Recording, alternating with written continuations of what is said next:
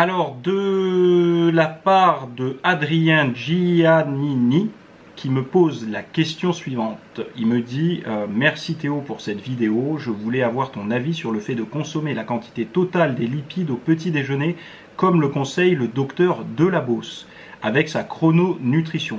Est-ce bon pour nous culturistes? Merci. Déjà, alors, le docteur Delabos, moi je l'avais découvert, j'étais tombé sur une ou deux vidéos de lui qu'on m'avait partagé sur, je crois que il a une chronique sur Beurre FM, enfin en tout cas à l'époque c'était ça, je ne sais pas s'il le fait encore.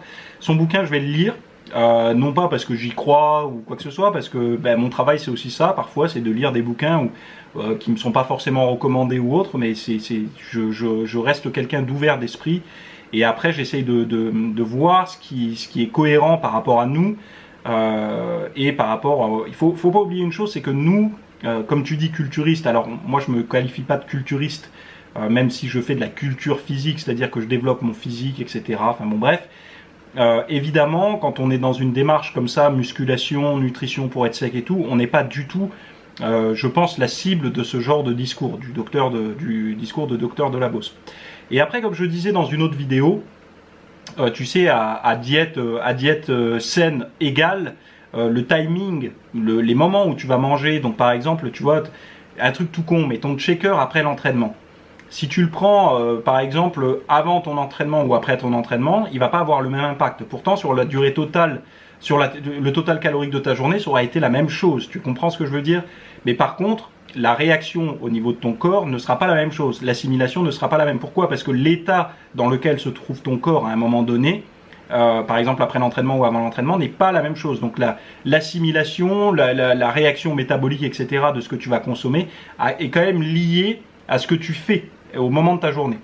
Deuxième chose, après, comme je disais dans une autre vidéo, si on extrapole ça à la vie quotidienne, c'est-à-dire aux gens de la vie quotidienne qui mangent un petit peu n'importe comment, il faut dire les choses comme elles sont, sinon il n'y aurait pas autant de surpoids et tout ça.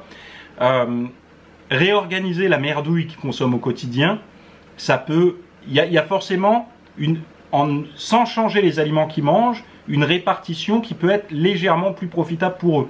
Je dis pas que c'est ce qu'il est en train de dire, hein, mais bon, c'est juste pour que tu aies l'image de ma pensée. Après, l'idée de consommer tous ces lipides le matin, moi personnellement, je ne vois pas l'intérêt. Je préfère les étaler parce que déjà, ça ralentit un petit peu l'assimilation des nutriments. Et puis deux, nous, dans notre démarche, dans notre, dans notre approche alimentaire, on n'a pas forcément beaucoup de mauvaise graisse, tu vois. On consomme pas des tonnes de charcuterie, on consomme pas des tonnes de fromage, on consomme pas des tonnes de crème fraîche, des choses comme ça. Donc peut-être qu'il y a peut-être un rôle à consommer des graisses comme ça le matin et moins le soir. Moi personnellement, mon point de vue, c'est que quand tu commences déjà à bien faire attention à ta diète, t'as pas trop besoin de regarder ça. Après évidemment, mieux vaut que ça soit plus riche le matin que le soir. Ça c'est du bon sens en fait. Avant d'aller se coucher, ça sert à rien de perturber sa digestion, de la ralentir, de la rendre difficile alors qu'on va dormir et que le but c'est de récupérer. Mais voilà. Par contre,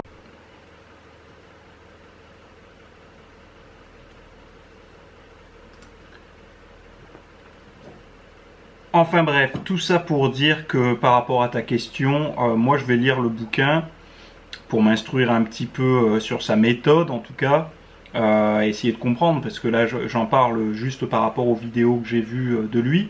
Mais bon, voilà, moi je pars du principe que, étant donné qu'on est une catégorie à part, entre guillemets, mieux vaut rester un petit peu loin pour le moment en tout cas de ce genre de pratique. Non pas parce que ça fonctionne pas ou que c'est pas l'idéal ou non, c'est pas du tout ça que je veux dire. C'est juste que faut être un petit peu plus cohérent. Je pense que la chrononutrition et en fait, bon, c'est un terme qu'on utilise, mais c'est aussi quelque chose qu'on fait plus ou moins déjà en fait, parce que comme je le disais tout à l'heure avec l'idée de la collation après entraînement, c'est plus ou moins de la chrononutrition.